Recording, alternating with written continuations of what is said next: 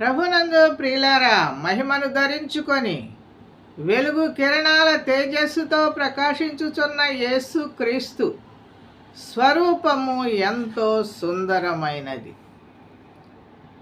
పాలతో కడిగిన నయనాలు గలవాడు, పాలతో కడిగిన నయనాలు గలవాడు, విలువ గురతనాల వలె పొదిగిన కనులు, విలువ గురతనాల వలె పొదిగిన కనులు, కలుషము కడిగిన కమలాల కనుద్రోయి,